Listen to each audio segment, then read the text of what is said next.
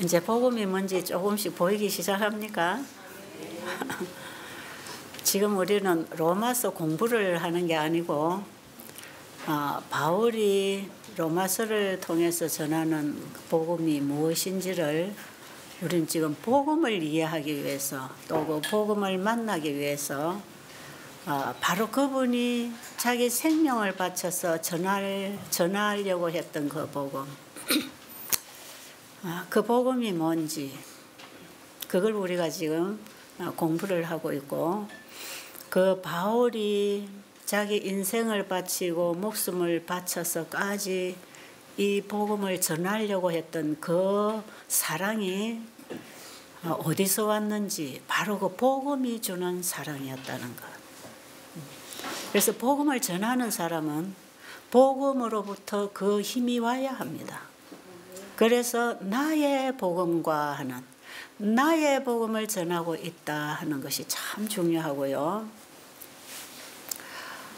계시록 14장 6절에 영원한 복음을 가진 자라고 하는, 그 복음을 가졌다 하는 이것이 복음 전도자의 준비입니다.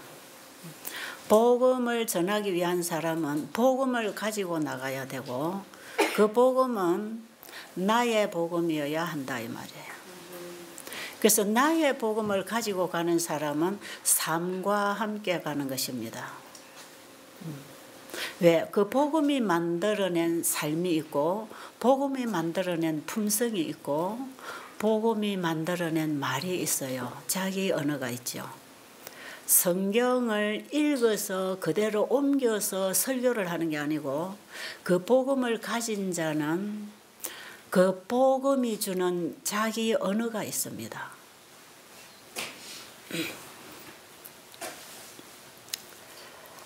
그걸 가지고 우리가 다른 사람에게 바로 나의 복음을 전하는 것이지요. 자, 우리가 지금까지 이제 좀 살펴봤듯이 우리는 아담 이후로 다 죄의 유전을 받고 죄에 감염되어서 죄병을 앓고 있는 환자들이다. 그거 이해하시죠? 그래서 너도 나도 다 환자이기 때문에, 환자이기 때문에 저렇게 하는구나. 그걸 이해하는 것. 똑같이 죄병이 들어서 죄의 고통을 앓고 있구나. 죄의 영향을 받고 저런 짓을 하는구나. 너무 불쌍하다. 그래서 우리가 나쁜 짓 하는 사람들을 정죄하는 게 아니라 불쌍히 여길 뿐 아니라 그들을 죄로부터 구원해 주시는 예수님을 가지고 다가가야 한다는 것입니다.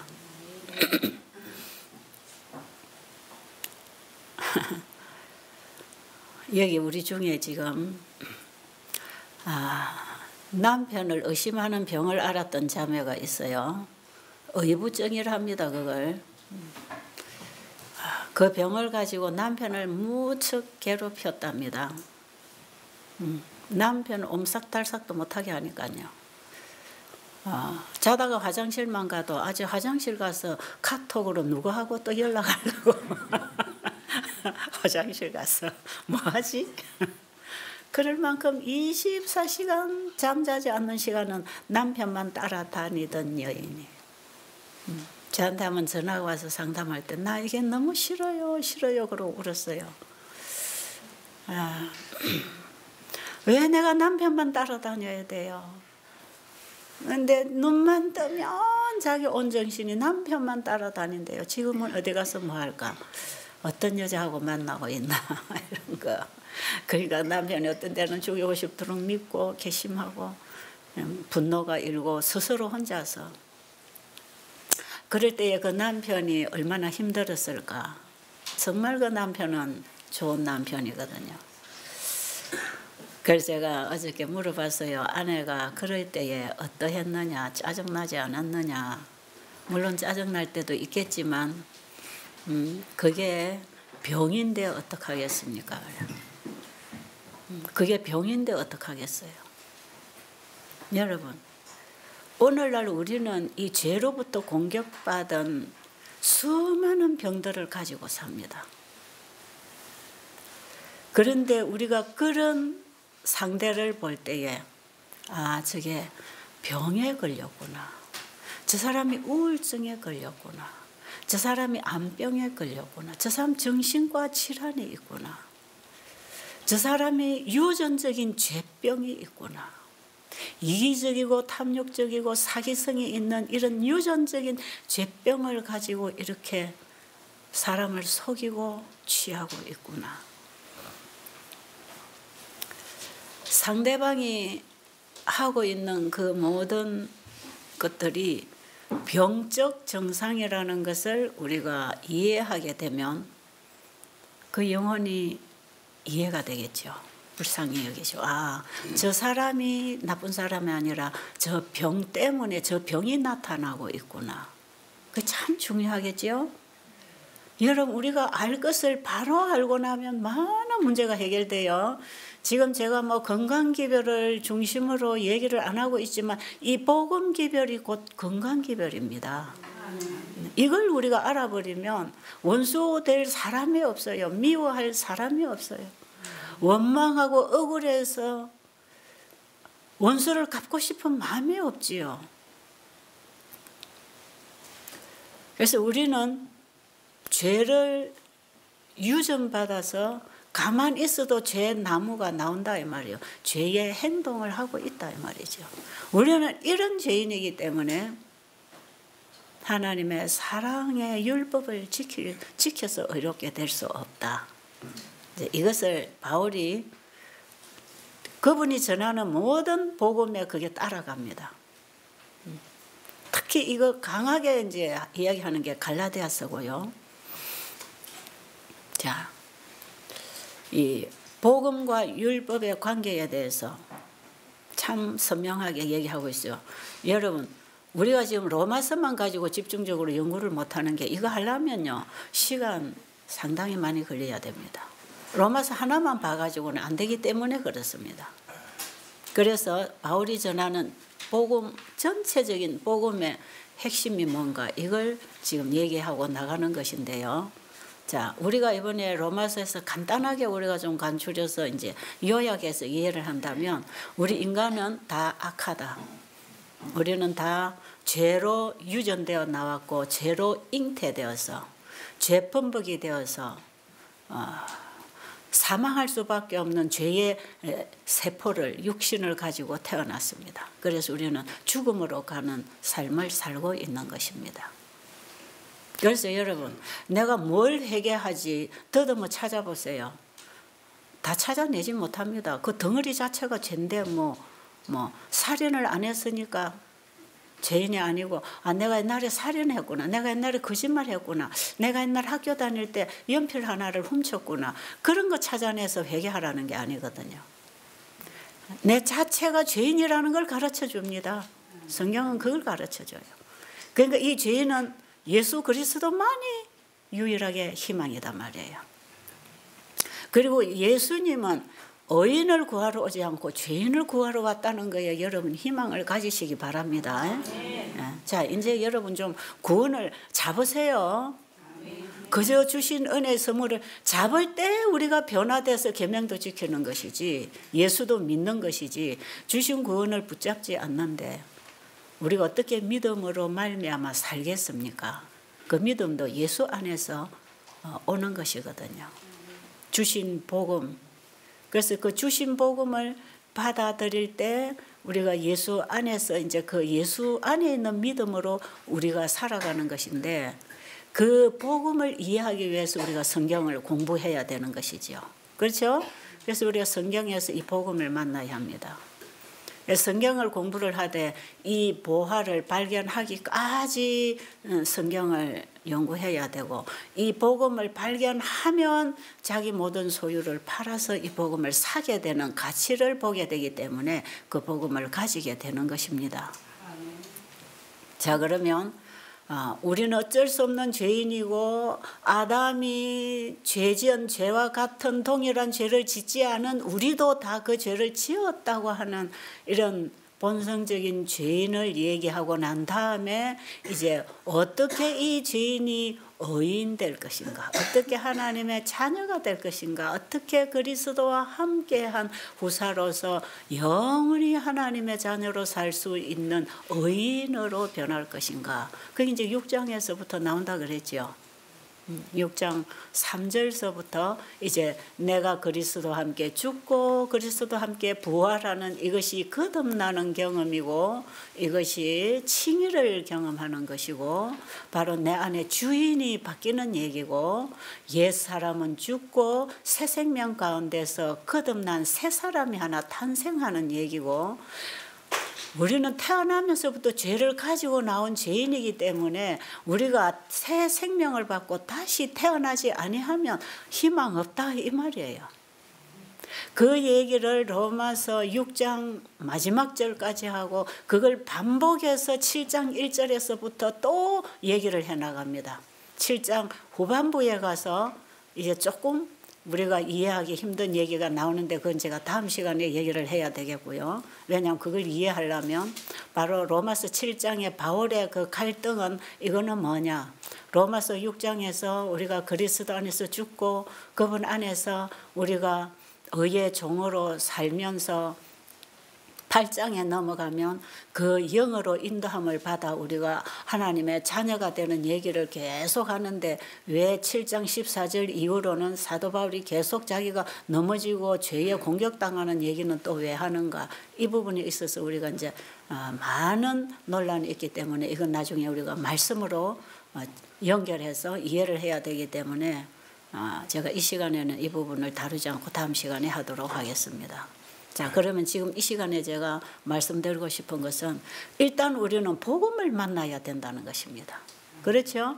그 복음을 만나면 우리를 변화시키고 순종하게 하는 능력은 그 복음이신 예수님께로부터 온다는 것. 이걸 여러분들이 자꾸 여러분의 내리 속에 이걸 되새겨야 됩니다. 왜? 우리는 너무나 우상 종교 사상에서 행위신앙에 젖어 있기 때문에, 그리고 우리가 성경을 보고 신앙을 하는 사람들도 너무나 행위신앙에 젖어 있고 기복신앙에 젖어 있기 때문에, 지금 이 바른 복음을 가지고 우리의 잘못된 사상을 깨고 다시 세운다는 것은 참으로 힘든 과정일 수도 있어요. 다 무너뜨리고 다시 세워야 됩니다. 우리의 양심의 그 선행을 잘 개발시켜서 착한 사람 되게 하는 게 복음이 아니고, 지금 우리가 육으로 난 것은 무너뜨리고 영으로 새 사람으로 거듭나라는 것이거든요. 이해하시죠? 자, 그러면 어떻게 할 때 거듭나지는가? 어떻게 할 때 예수의 생명으로, 그분의 사랑의 사람으로, 그 사랑을 만난 사람으로 우리가 어떻게 거듭나는 사람이 되어서 거듭난 말을 하고 거듭난 행동을 하고 삶을 살 수 있을까? 네, 이 부분을 이제 우리가 경험해야 될 때에, 이 부분은 우리가 예수님을 만날 때 경험된다고 하는 것을 바울이 계속 얘기를 하고, 그 예수님을 너무나 큰 선물로서, 큰 구원으로 우리에게 바울이 소개를 하고 있죠. 그래서 로마서 8장 29절 이후로 자, 한번 읽고 지나가겠습니다. 로마서 8장 29절. 하나님이 미리 아신 자들을 또한 그 아들의 형상을 본받게 하기 위하여 미리 정하셨으니, 이는 그로 많은 형제들 중에서 맏아들이 되게 하려 하심이니라.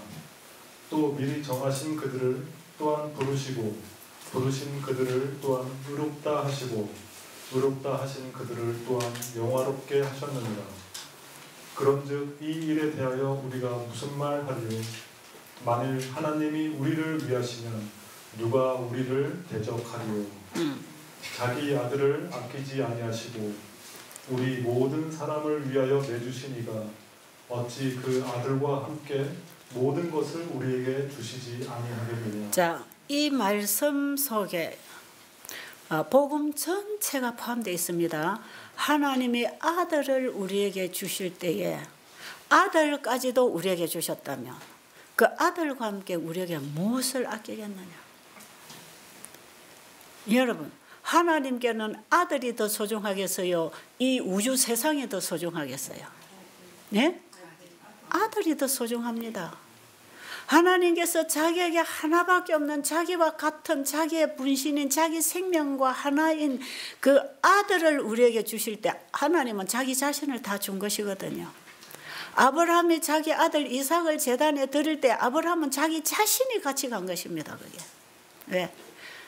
자기 자신보다 더 사랑하는 자식을 내놓을 때 자신은 거기 따라가는 것처럼 하나님이 아들을 우리에게 주실 때 하나님 자신을 우리에게 줬대요. 우리가 누굽니까? 우리가 누굽니까? 아담의 후손들 아닙니까? 지금 우리 자신을 보면 너무너무 형편없지 않습니까? 얼마나 더럽고 추하고 가정스럽고 정말 구데기보다 더 더러운 냄새나는 정말 똥냄새 나는 썩어 들어가는 내 자신을 보면 형편이 없는데 나를 자기 아들을 주고 바꾸겠다는 것입니다. 자기 아들을 우리에게 주신 분이 뭘 주시겠는가? 하나님 우리에게 너무너무 큰 선물을 주셨다는 거지요. 그렇죠? 아들과 함께한 후사가 되었다 이 말이에요. 아버지의 모든 것을 아들과 함께 우리에게 주셨다 이 말입니다.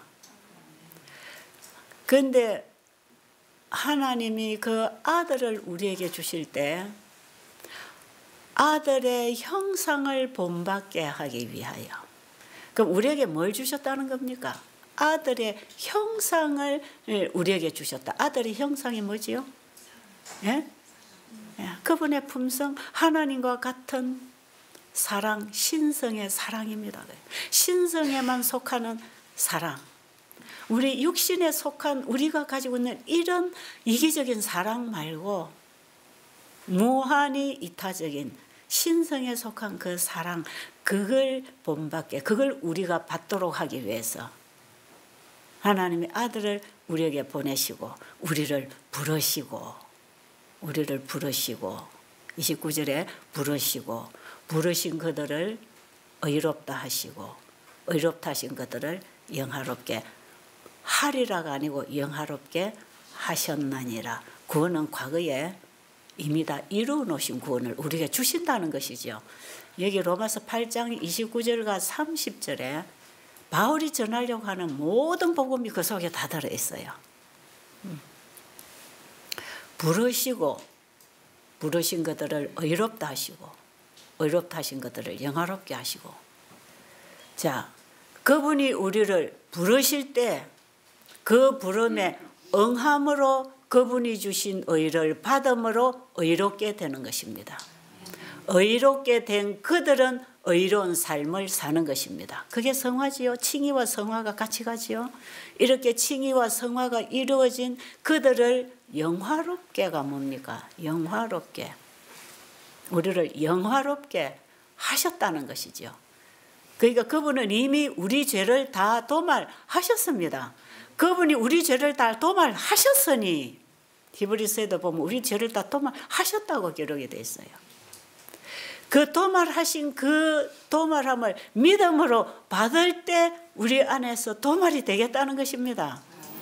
그러니까 부르신 그들을 의롭다 하시고 의롭다 하신 그들을 영화롭게, 칭의, 성화, 영화, 이 전체가 예수를 믿음으로 말미암은 의다 이 말이에요. 여러분들이 제3부 1장 믿음으로 말미암은 의, 여러분 아마 교재를 저녁에 이제 친교 시간에 읽으셨는지 모르겠는데요. 이제 거기서부터 3부는 상당히 여러분이 좀 어렵게 느껴질 수도 있는데 바로 그 3부 전체에 나와 있는 그 복음이 성경 전체 복음입니다. 그리고 그게 바로 세 천사의 기별, 셋째 천사의 기별, 첫째와 둘째가 포함된 셋째 천사의 기별이 무엇인가, 그걸 얘기하고 있고, 바로 그것이 믿음으로 말미암은 의라고 할 때 믿음으로 말미암은 의 속에는 칭의와 성화와 영화가 포함되어 있어서 그저 막연하게 예수를 믿음으로 말미암아 구원받는다 하고 생각하고 사는 게 아니라 우리가 예수님의 그 사랑을 복음을 받기 위해서 나아가야 되고 주신 복음을 받아야 되고 받은 복음으로 살아야 되고 그게 칭의 성화. 그게 다 믿음으로 말미암은 의 속에 포함이 되어 있다 그랬죠. 그리고 이렇게 된 자들을 죄를 완전히 용서뿐 아니라 마지막 속죄 사역에서 도말을 해서 완전한 품성으로 갈아입혀 주실 때 바로 거기에서 우리가 영화롭게 되는 완전한 품성을 가지고 예수님을 맞이하는데 예수님 맞이할 때 우리의 육신이 영화롭게 변화될 것입니다. 그리고 주 안에서 죽은 자들은 예수님 재림 때 부활할 때 영화로운 몸으로 부활합니다. 그래서 우리가 완전하게 아들의 형상을 본받게 되는 것이에요. 그 로마서 8장 29절 30절 이 복음을 바울이 전체 풀어서 복음을 전하고 있다는 것이죠. 그게 다 믿음으로 말미암는 의입니다. 믿음으로 말미암은 의 속에는 죄인을 불러서 주님 안에서 잘 자라게 해서 완성시켜서 완전한 사람으로 하나님의 아들의 형상을 그대로 우리가 받아서 가지게 된, 그래서 히브리서 2장 11절에 거룩하게 하시는 자와 거룩하게 함을 입은 자가 다 하나에서 난지라 그러므로 형제라 부르기를 부끄러워 아니하신다는 그 하나에서 났다는 것이 우리가 다 아버지 생명으로 말미암아 다시 태어난 새 사람은 바로 아버지의 친자식이 될 뿐 아니라 예수님과는 한 형제가 된다 이 말이에요. 이제 좀 이해가 되시나요?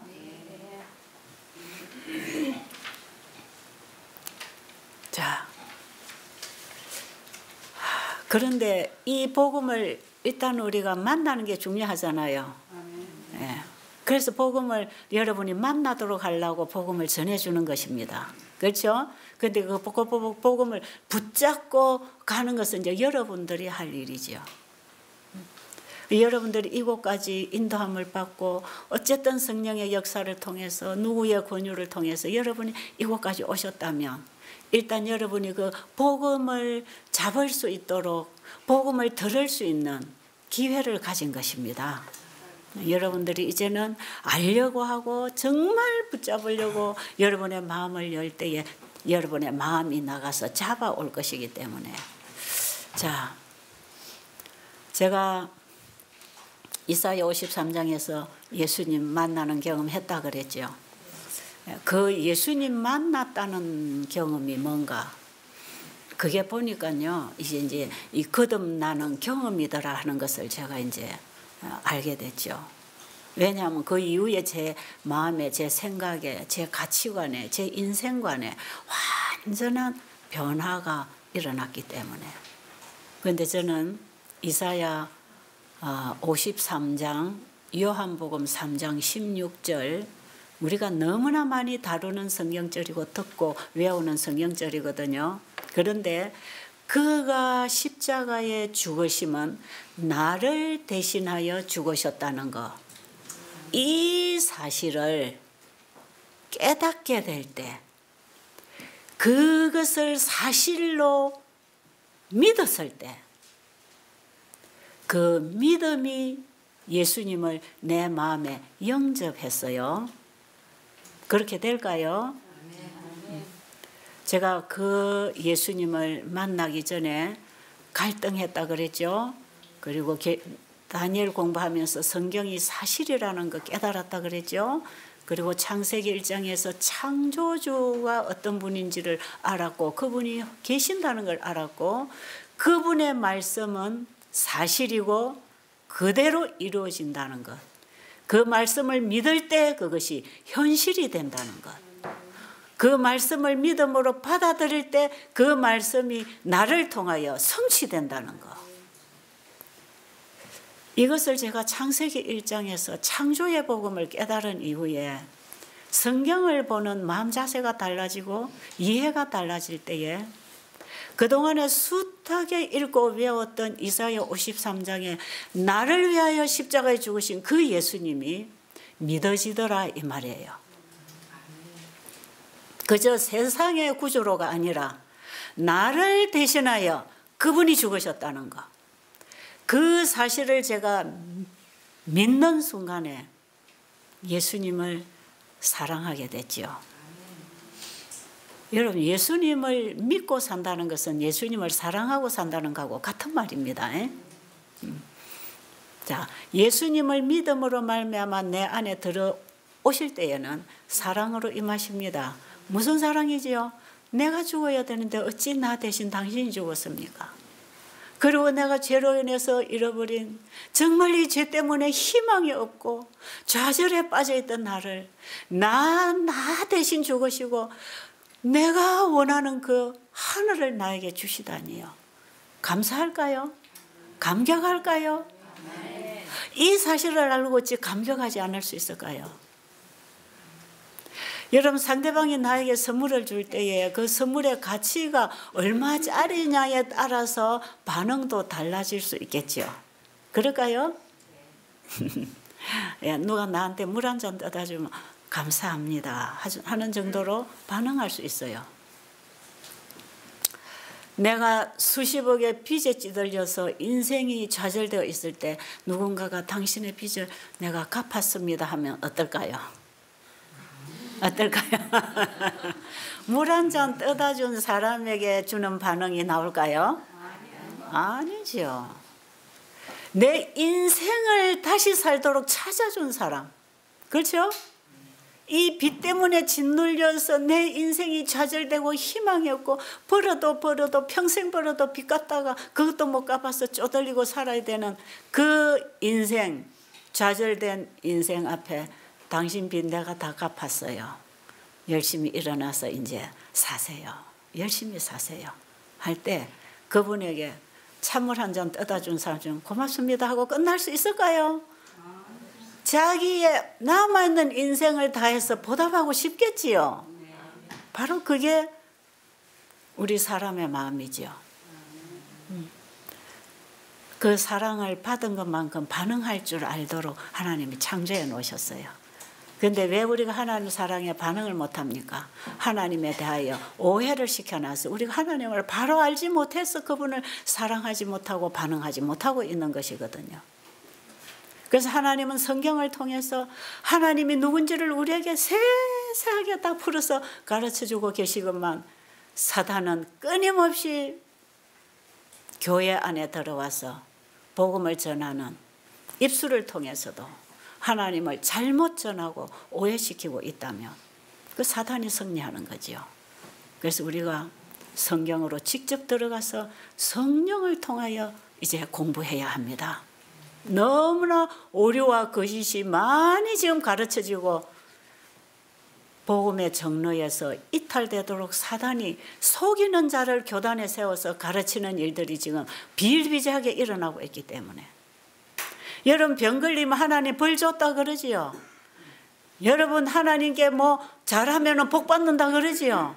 여러분 너무너무 사단은 우리가 불가능한 걸 하게 해서 못해서 못 받는 것처럼 그래서 좌절하도록 얼마나 행위신앙 기복신앙으로 우리를 잘못 가르쳐주고 있는지 모릅니다. 저는 그래서 구원의 소망도 희망도 다 좌절되고 차라리 이 땅에 거라도 제대로 잡고 살자. 어차피 구원 못 받을 거.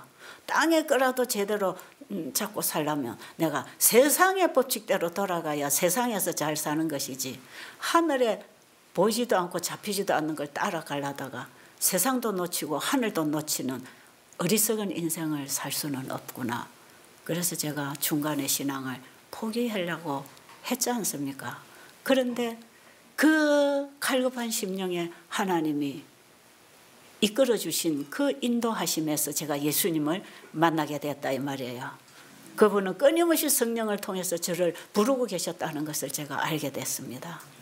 여러분, 이런 갈등이 오는 것 자체가 성령의 강력한 부르심입니다. 자, 예수님이 내 대신 죽으시고 내가 잃어버린 하늘을 나에게 도로 주셨다. 여러분, 제가 이 말씀을요, 그 당시 제가 정말 하나님 알고 싶어서 기도하고 말씀을 읽으면서 제가 기도방을 하나 만들어서 조그마한 기도방에 상을 하나 갖다 놓고 제가 방석을 깔고 앉아서 시가 하면 다른 일이 눈에 보이지 않아요. 제가 이미 다니엘 공부를 했고 창세기의 하나님을 알게 된 그 이후에부터는요, 다른 게 보이지 않아서 그냥 조그마한 상 하나 기도방에 딱 만들어 놓고는요, 학교 가고 남편은 일터에 가고 집에 없으면 저 혼자서 막 다른 거 생각 안 해요. 그 하나님이 어떤 분인가만 파고드는 것입니다. 그렇게 기도하고 공부를 하는 가운데서 이사야 53장에서 그 5절에서 확 들어오는 거예요. 이게. 내가 네 대신 죽었다. 네 대신 저주받고 가난하고 고난당하고 멸시천대받고 사람들에게 실어버림 바 당하고 네가 가지고 있는 그 모습이 사람들에게 이렇게 당하고 이렇게 살고 이렇게 취급받고 이렇게 죽어야 되는데 내가 그거 다 당해놨으니까 너는 내가 주는 구원을 받아서 다시 살아라. 그 말씀이 이사야 53장에서 들어오기 시작하는데 그 말씀을 보는 순간에 제 가슴 속에 희망이 생겼어요. 복음은 우리에게 희망을 줍니다. 소망을 줍니다. 그렇습니까? 이미 다 이루어놨다고 하지 않습니까? 부르신 것들을 영화롭게 해 놓으셨다고 하지 않습니까? 다 이루어놓은 구원, 예수님 안에서 완성된 구원, 그 구원을 제 가슴에 받아들였을 때 지금 보니까 그게 믿음이었어요. 그게 믿음, 그게 칭의를 경험할 수 있는 믿음이었습니다. 그 예수님을 내 마음에 받아들였을 때 그때 내 마음에 어떤 반응이 일어나는가? 예수님 감사합니다. 예수님 감사합니다. 그 감사가 물 한 잔 마시고 감사하다는 그런 감사가 아니라 수십억의 빚을 갚아준 그 이상의 감사가 내 가슴에서 흘러나올 거 아니겠어요? 어찌 이런 일이 있을 수 있습니까? 바로 그래서 예수님이 십자가에 못 박혀 돌아가셨군요.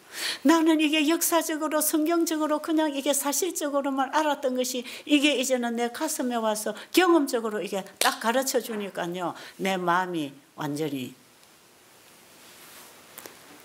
그야말로 근본된 토지를 갈아 뒤집는, 죄가 와서 썬뿌리를 내고 가시덤불을 내고 이 돌뿌리가 들어있던 이 사단이 죄의 씨를 뿌려가지고 떼짱밭이 되었는 이 마음이 가리워지더라, 갈아지더라 이 말이에요. 내 마음이 부드럽게 되고 이게 죄가 무너지고 내 자아가 무너지고 오직 예수님의 그 사랑이 내 마음을 사로잡게 되는 그 경험, 그게요, 감격하다 못해서 그냥 입을 닫고 우는 겁니다. 울어. 예수님 어찌 이럴 수가. 그래서 예수님 감사합니다는 이 표현이 인간의 언어로는 부족하다는 걸 제가 그때 알았어요. 제 가슴이 얼마나 뜨겁고 감사하든지 이 말을 표현할 수가 없어서, 감사합니다 가지고는 만족감이 없어서, 주님 사랑합니다. 주님을 사랑하게 됐군요. 주님 저에게 뭘 바라십니까? 제가 주님께 어떻게 해드리기를 원하십니까? 말씀해 주세요. 그대로 할게요. 그때 제 자아가 주님께 굴복되는 거지요. 그렇죠? 그게 내가 그리스도와 함께 십자가에 못 박혀 죽어버리는 것입니다. 이럴 때는 여러분의 가슴에서 아멘과 아멘으로 공감이 되기를 저는 간절히 원하지요. 네, 정말 이거는 중요한 경험이니까. 예수님, 내 것이 다 이제 주님 것입니다. 주님이 원하시는 대로 살겠습니다. 뭘 드릴까요? 제가 어떻게 할까요? 어떻게 살아야 되나요? 주님이 원하시는 대로 하겠습니다. 순종할 마음을 그분이 주셨습니다. 그때 제 자아, 내 인생, 내 삶, 내 것은 그리스도와 함께 십자가에 죽어버렸고 이제는 그리스도를 믿음으로 영접한 그분의 것이 되더라 이 말이에요. 자, 성경절을 하나 읽으면 더 좋겠지요.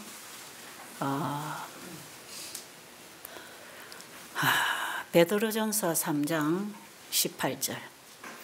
야, 읽어주세요. 베드로전서 3장 18절. 그리스도께서도 단번에 죄를 위하여 죽으사 의인으로서 도리한 자를 대신하셨으니 이는 우리를 하나님 앞으로 인도하려 하심이라. 육체로는 죽임을 당하시고 영으로는 살리심을 받으셨으니 그가 또한 영으로 가서 자, 옥에 있는 됐습니다.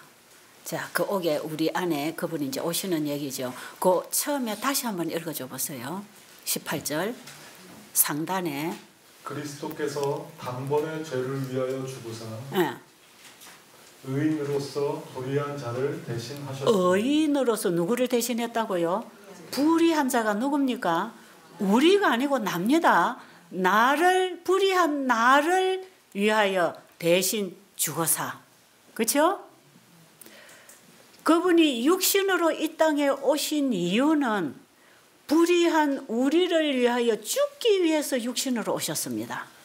그분이 육신으로는 죽임을 당하시고 그 영으로 살리심을 받아서 그를 믿는 우리 안에 오셔서 죽을 우리를 죽음으로부터 다시 살려주시려고 예수님이 오셨다는 말씀이죠. 아멘. 자, 그 다음에 고린도전서니까 고린도후서 5장 14절 15절 보겠습니다. 고린도후서 5장 14절. 그리스도의 사랑이 우리를 강권하시는도다. 우리가 생각하건대 한 사람이 모든 사람을 대신하여 죽었은즉 모든 사람이 죽은 것이라.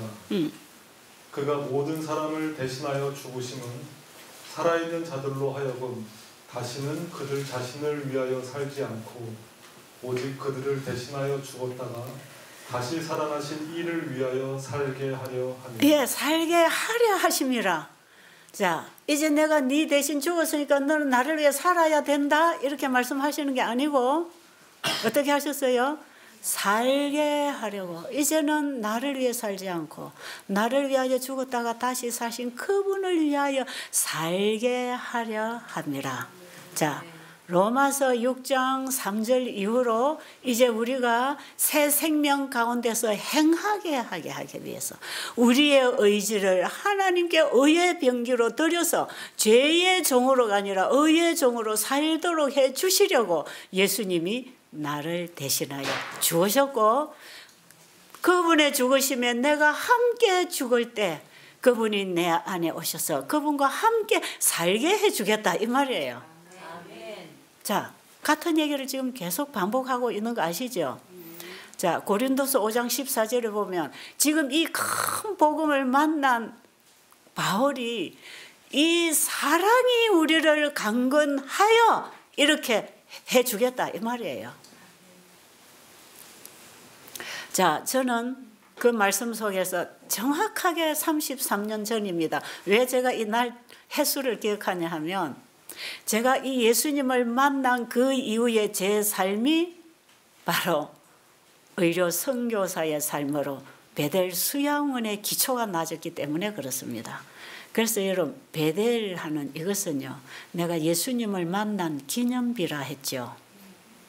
야곱이 사닥달 꿈에 본 사닥달이 바로 그 하나님이 아들을 야곱에게 보내주셔서 바로 야곱을 구원할 뿐 아니라 인류를 예수님을 통해서 구원해 주시겠다고 하는 언약이 바로 이 야곱을 통해서 그 후손들을 통해서 주어져 있다는 것을 하나님의 구속의 경륜을 펼치시겠다고 하는 언약을 사닥다리를 내려주시면서 약속하셨잖아요. 저는 그 예수님을 만난 그날 그 작은 기도방에 바로 거기가 하나님을 만나는 장소가 됐습니다.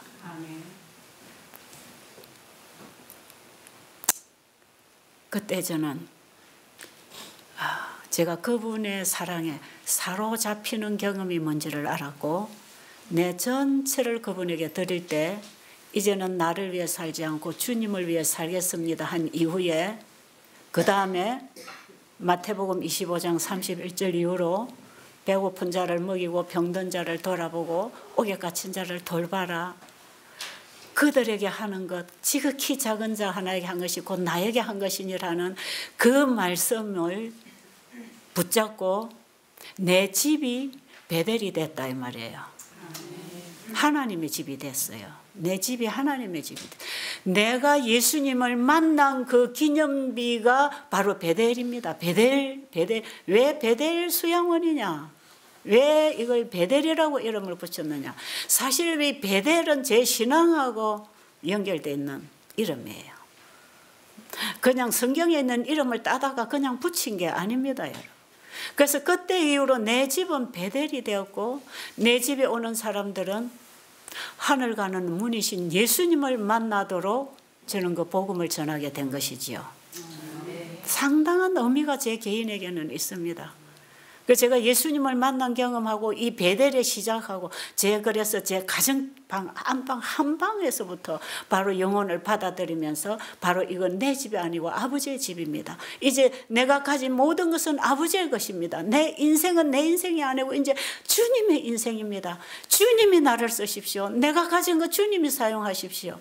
그래서 저는 그때부터 내가 가진 모든 것 주님께 드리게 되었는데, 알고 보면 그건 내 것도 아니고 다 주님이 주신 거였습니다. 아멘. 내 것을 드렸다고 하는 것은 죄밖에 없었어요. 그런데 그 죄도 예수님은 그것도 네가 아니다. 그것도 사단이 준 거니까 그것도 나에게 맡기면 내가 해결해 줄게. 그게 복음이죠. 그래서 여러분, 내가 짓는 죄도 내 것이 아니라면 내가 행하는 의도 예수님 것이고 내가 가진 재물도 시간도 예수님 것입니다. 아멘. 맞나요? 아멘. 내가 만약에 사랑을 가지고 있다면 그것도 예수님이 주신 것이고, 내가 태어나서 살아갈 인생이 있다면 그것도 예수님이 주신 것이고, 내가 재능이 있어서 돈을 잘 벌고 성공을 할 수 있어서 많은 재물을 가지고 있다면 그것도 예수님이 주신 것이고, 그래서 이거는 주님의 영광을 위하여 사용해야 하겠습니까? 그런데 내가 가지고 있어서는 안 될 이 죄는 주님이 주신 게 아니고 사단이 준 걸 내가 가지고 있는데, 이것도 우리는 예수님께 드려야만이 예수님이 이 죄를 받아서 도로 사단에게 넘겨주고 죄를 끝낼 거 아닙니까? 아멘. 그거 해주시려고 예수님이 오셨거든요. 아멘. 그거 마지막 사역이 우리를 영화롭게 다시 회복해주는 사역 아닙니까? 아멘. 여러분이 이제 계시록 14장 세천사 기별로 가서 첫째 천사가 뭐라고 외칩니까? 하나님을 두려워하며 그에게 영광을 돌리라. 이는 그의 심판하실 시간이 이르렀음이니 하늘과 땅과 바다와 물들의 근원을 만드신 하나님 창조주를 경배하라 하더라. 자, 이제 이 세 천사 기별 중에 첫째 천사 기별이 뭔지, 여러분이 이번에 전해진 이 복음을 통해서 첫째 천사 기별이 뭔지 좀 이해를 하게 되기를 바랍니다. 하나님을 두려워하며 그에게 영광을 돌리라. 여러분, 하나님 두려워하니까 아이고 하나님 내가 잘못하면 벌 받지요, 지옥 가겠지요, 또 병 주겠지요. 그래서 발발발발 무서워서 떠는 게 아니고, 그 하나님이 천지를 창조하신 분으로 우리의 구원을 어떻게 준비해서 우리에게 다가오시는지 그분의 사랑 앞에 우리는 두렵고 떨리는 심령으로 그 구원을 받아야 하는 것입니다. 하나님의 능력 앞에, 그분의 사랑 앞에 우리는 나 같은 죄인을 위하여 베풀어 주신 그 은혜, 그분의 권위 앞에 우리는 두렵고 떨리는 심령으로 서야 되는 것이지요. 그리고 그 구원을 우리는 정말 떨리는 손으로 받았을 때 그 주님이 주신 구원을 우리가 가지고 영화롭게 될 때 아버지가 영광을 받으시는 것입니다. 지금은 빨리 이 복음을 전하라. 왜? 심판하실 시간이 이르렀다. 1844년 당시에 정확하게 1798년부터 말세 시대로부터 첫째 천사, 둘째 천사 기별이 외쳐지기 시작했어요. 이 기별로 말미암아 재림운동이 일어났고 1844년 전후로 이 기별이 그 전에 전해질 때에 1844년을 기준으로 이 첫째, 둘째 천사 기별이 전해질 때에 심판하실 시간이 이르렀다고 하는 그 심판은 예수님의 재림으로 오해했지만 실제로 그때의 예수님은 마지막 조사 심판을 위하여 지성소에 들어가시는 사건이 하늘에서 일어났던 것입니다.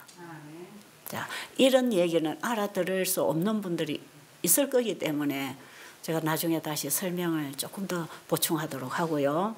자, 예수님은 지금 어디 계십니까? 하늘 지성소에서 뭐 하고 계십니까? 바로 첫째 천사가 외치는 그 심판하고 계십니다. 자, 예수님이 지금 마지막 속죄 사업을 위해서 조사하는 심판을 하고 계시니까 무슨 조사를 합니까? 누가 구원을 받아서 내가 주는 완전한 품성을 받고 영화롭게 될 사람인지를 부르고 찾고 계시는 심판이다 이 말이에요. 이 복음입니다. 이 심판은 복음의 심판이에요. 마지막에 나중에 죄를 소멸시키는 악인의 심판은 완전한 멸망의 심판이지만 지금 하늘에서 행하는 조사 심판은 구원을 도장 찍어주기 위해서 인을 쳐주기 위해서 하는 심판이기 때문에 복음과 함께 온 심판입니다. 아시겠죠? 이 조사 심판이 1844년부터 하늘에서 진행되고 있단 말이에요. 이 예수님이 하늘에서 무슨 일을 하시는가를 가르치면서 빨리 하나님께로 돌아오라, 창조주께로 돌아오라, 그분이 주신 구원을 받고 그 구원 안에서 살아 하나님을 영화롭게 하는 인침을 받아라 이 말이에요. 그런 사람들은 어디서 나와야 됩니까? 바벨론에서 나오는 사람들이죠. 그래 첫째 천사의 기별을 받아들이면 따라서 바벨론에서 나오게 되는 것이고 바벨론에서 나온 사람은 바벨론에 있는 형제들을 향하여 그 바벨론은 무너질 거니까 빨리 나오라고 또 둘째 천사 기별을 따라서 첫째 천사 기별을 받은 자가 둘째 천사 기별을 전하는 것입니다. 그리고 바벨론에서 나온 자들, 첫째 천사 기별을 받고 바벨론에서 나온 자들이 하나님의 인을 받고 마지막에 짐승의 표를 주기 위해서 계시록 13장에 전쟁이 일어날 때 짐승의 표를 받지 말고 그 죄악에 참여하지 말고 빨리 나오라고 하는 계시록 18장의 외침을 셋째 천사가 함께 하는 것입니다. 그래서 셋째 천사는 정확하게 둘째 천사가 전했던 둘째 천사 기별 포함해서 마지막 셋째 천사는 이 땅의 마지막 최후의 전쟁 1월 법령 전쟁이 일어날 때에 늦은 비를 받아서 내 백성아 그 죄에 참여하지 말고 그 죄로부터 나오라고 하는 영광 하나님의 큰 영광의 빛으로 온 땅을 환하게 큰 외침을 할 백성들이 또다시 바벨론에서 나오라고 하는 외침을 할 것이다 이 말이에요. 이들이 인침을 받은 자 칭의와 성화 품성의 영화를 입은 자들이 늦은 비의 영광으로 마지막 바벨론에서 마지막 백성들을 불러내는 큰 외침을 할 것이다 이 말이죠. 아멘. 그 일에 참여하도록 준비시키는 기별이 세천사의 기별입니다. 자 여러분 이 큰 구원을 우리는 가져야 된다 이 말이에요. 이 큰 복음을 가져야 된단 말이에요. 히브리서 2장 3절에 보면 이 큰 구원을 우리가 덩하니 여기면 어찌하리요. 바울이 이 큰 구원을 얘기합니다. 히브리서 2장 1절부터 계속 읽어나가면 이 큰 구원에 대해서 거룩하게 하신 자와 거룩하게 함을 입은 자가 다 하나에서 날 것이다. 모든 것들이 그리스도 앞에 발 아래 무릎을 꿇게 될 것이다. 그것은 우리도 그 자리에 서게 될 것이다 이 말이야. 모든 것들이 그분 앞에 무릎 꿇을 때 우리도 예수님과 함께 그 자리에 있게 될 것이다 이 말이에요. 아멘.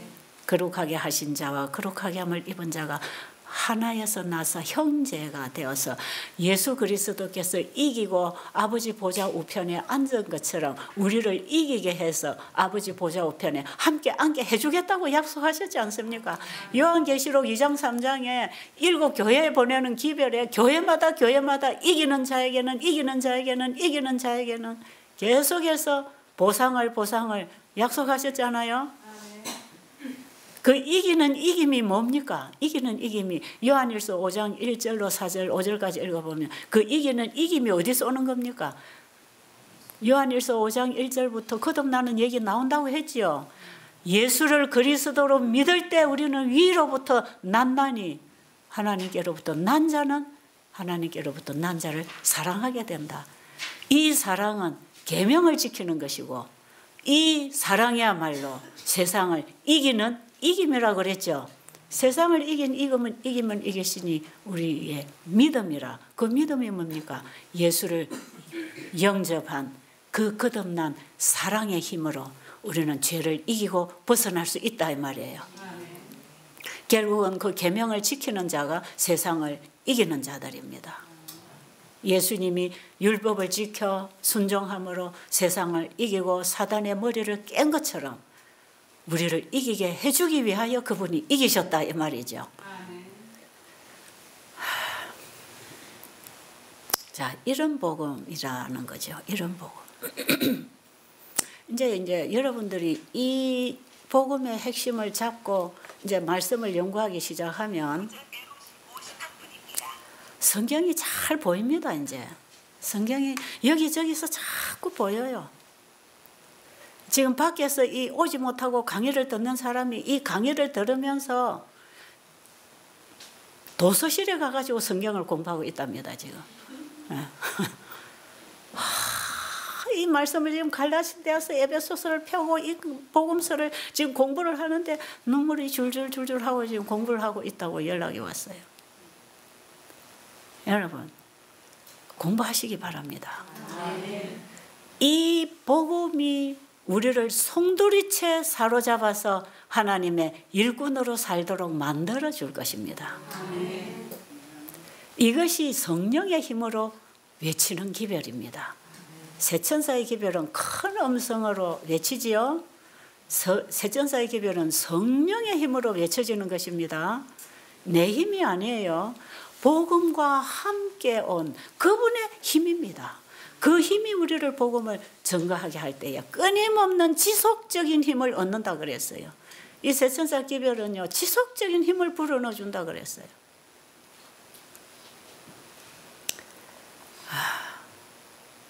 제가 지금 참 어려운 지역으로 다니면서 복음을 전하고 있는데 이 복음을 정말 받기를 원한다면 어디든지 가서 전해줘야 되겠죠. 제가 태국이나 인도나 저런 동남아로 지금 이 집회를 제가 지금 다니고 있는데 제가 거기에 가서 이 복음을 전할 때 힘을 얻고 옵니다. 어떻게 힘을 얻는지 아세요? 정말 갈 때는 가기 싫어요. 비행기 타는 것도 지겹고 보이지도 않고 들리지도 않고 공기도 나쁘고 덥고 먹을 음식도 마땅하지 않고 얼마나 제가 불편하겠어요. 근데 진짜 갈 때는 그만 안 갔으면 좋겠다. 지금 이제 1월 7일 날 이 세미나 마치면 한 일주일 있다 또 인도로 가야 되는데요. 그만 안 갔으면 좋겠다. 그런 생각이 늘 마음에 무슨 일로 인해서 안 오라면 좋겠다. 그런 생각이 든단 말이에요. 오라 하니까 예 가겠습니다 해놓고는 갈 때 되면 그만 취소됐다. 그러면 좋겠어요. 어쨌든 움직이는 게 참 저는 불편합니다. 근데 거기 가서 복음을 전하고 나면 또 와야 되겠다. 자, 그러고 또 힘 얻는 거죠. 그래서 또 어디 해주세요. 예, 가겠습니다. 또 어디 해주면 예, 가겠습니다. 그러고 제가 나를 잡고 와요. 왜 그런지 아세요? 그 영혼들이 복음을 기다리고 있다는 거. 이 복음을 받고 살 영혼들이 준비되어 있다는 거. 이 복음이 들어오면 받아 먹으려고 입을 벌리고 제비 새끼들이 애미가 먹이 갖다 주는 거 입 벌리고 기다리고 있듯이 이 복음을 막 기다리고 있다는 것입니다. 그래서 이 복음을 주면 그들은 그 자리에서 반응을 해요. 아, 빛이 왔습니다. 제가 이제 눈이 열렸습니다. 귀가 뚫렸습니다. 정말 이제 제가 뭔가를 알았습니다. 이러면서 그것도 교회 지도자들이 말이에요. 그러니 이 복음이 필요했던 영혼들이 여기 있었구나. 그러니까 제가 또 오라 그러면 예, 또 가겠습니다. 근데 사실 제가 지금 가는 거 쉽지 않아요. 왜냐하면 그런 나라에는요 재정이 많지 않아요. 우리 이제 북인도 연합회제 가보니까요, 연합회장님 월급이 한 달에 120불입니다. 12, 3만 원 정도예요, 한 달 월급이. 부장님들, 그 연합회에서 일하는 부장님들은 월급이 80불이래요. 그 월급을 가지고 삽니다. 근데 제가 움직이려면 4명이 움직여야 됩니다. 비행기 값이 한 사람이 국제선하고 거기 국내 돌아다니는 국내선하고 합치면 적어도 한 사람이 100만 원에서 한 4, 50만 원 들어야 한 번 제가 갔다 올 수 있어요. 근데 그게 저 혼자만 가는 게 아니라 제 일행이 4명입니다. 그 4명이 다 자기들이 자비로 갈 수 없을 때 제가 그걸 해줘야 됩니다. 자꾸 다닐 수 있겠습니까? 저한테 그런 재정이 있겠습니까? 정말 막연해요.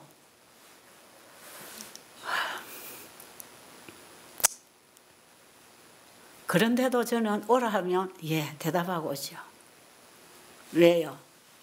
하나님이 또 하실 거니까. 지난번에도 또 어떤 분이 경비를 도와줘서 또 갔다 왔어요. 앞으로도 또 누군가가 도와주겠지요. 예. 그러고 제가 하루하루 그냥 살아요. 여러분 정말 이 복음에 함께 동참하고 싶은 분들이 기도와 물질로도 후원해 주시기 바랍니다. 정말 필요합니다. 그런데 다음에 올 비행기표를 어떻게 사지 하면서도 예, 오겠습니다. 그래서 제가 제 통역을 하는 그 아이 보고 너만 할 수 있으면 주문 들어올 때 받아라. 우리가 할 수 있는 데까지 가야 안 되겠느냐. 비행기 값 걱정하지 말고 그냥 와달라 하면 우리는 가야 한다. 네. 복음을 기다리는 사람들에게 복음을 가지고 가야 되지 않겠어요? 아멘. 제가 그동안에 돈이 있어 이사했겠습니까? 정말 어떤 때는 양식이 끊어져서 내일 모레 사 먹일 과일값도 쌀값도 없는데 환자들이 집에 가면 아니에요. 며칠 더 계시다 가세요. 지금 금식하고 갈식하고 바로 가면 안 돼요. 회복식하고 가야 돼요. 3일만 더 있다 가세요. 제가 붙들어 앉힐 때가 많아요. 왜요? 밥 먹이가 보내려고 하는 게 아니고 복음을 줘서 보내야 되니까. 아직도 복음을 못 받고 뭐가 뭔지를 모르고 며칠 있다가 가면 제가 붙잡아서 금식했으니까 회복식을 해야지요. 먹어봐야지요. 배워야지요. 그러고는 제가 붙들어 앉혀놓고는 빨리 복음을 심어주는 거죠. 그래서 제가 일을 하다 지쳐서 어떤 때는 정말 힘들 때가 많았어요. 이 일을 그만할까? 그만 죽어버리면 좋겠다. 그냥 끝냈으면 좋겠다. 이런 일들이 수차례가 왔지만 제가 이 일을 그만두려고 수없이 예수님 여기 영혼 보내지 마세요. 이제 저는 못하겠어요. 그만하겠어요. 이런 하나님 앞에 하소연을 여러 차례 할 때마다 그때마다 하나님 저에게 사람을 보내셔요. 환자가 상담하자 해서 사무실에 나가면 어떤 얘기 해주는지 아세요? 내가 여기 오지 않았으면 큰일 날 뻔했습니다. 내가 이제 예수님을 알았습니다. 이제 내가 하나님을 왜 믿어야 되는지 알았습니다. 제가 정말 여기 오지 않았으면 이 구원을 제가 얻지 못할 뻔했습니다. 이런 간증을 해주는 거예요. 그럼 그 말에 제가 힘을 얻어가지고 그렇지, 이런 사람들이 오고 있는 이곳에 내가 문 닫을 수가 없지. 그래서 제가 지금까지 수십 년을 일을 하도록 해 나올 때 얼마나 비바람이 많이 불어닥쳤겠습니까? 그런데 저에게 오로지 힘을 주고 힘을 줘서 이 길을 오게 한 사람들은 이곳에 와서 복음을 받은 사람들이 저에게 주는 힘이었습니다. 아멘. 내가 당신 때문에 예수님 알았고 내가 베델 때문에 내가 구원을 받게 됐다고. 내가 이대로 죽었으면 어찌 될 뻔했습니까? 암덩어리가 복덩어리입니다. 이런 얘기를 해줄 때 저는 이 일을 해야 되겠다는 필요성을 느끼면서 지금까지 나오게 되었고, 지금 이 나이에 이 처지에 제가 저 외국으로 가는 것도 바로 그 영혼들 때문에 그들이 나에게 다시 힘을 줘서 다니게 된다 이 말이에요. 그리스도의 사랑이 우리를 강건하신다는 것입니다. 그 사랑이. 여러분, 그 복음을 만나고 나가시게 되기를 간절히 바랍니다. 기도드리겠습니다. 아버지 하나님, 정말 우리가 이대로 세상에 속해 있다는 것은 아직도 아들을 보내주신 복음을 우리가 보지 못해서 그렇습니다. 그 복음을 우리가 만났다면 우리가 이렇게 땅에 붙어 살고 있지 않을 것입니다. 우리는 공중을 나는 새 천사로 살 것입니다. 먼저 우리가 그 복음을 만날 수 있도록 우리의 마음을 열어주시옵소서. 남은 시간 주님이 주실 복음을 잘 전할 수 있도록 복음을 가지고 이 자리에서는 연약한 아버지의 아들과 딸들을 지켜주시옵소서. 예수님 이름으로 간절히 기도드렸습니다.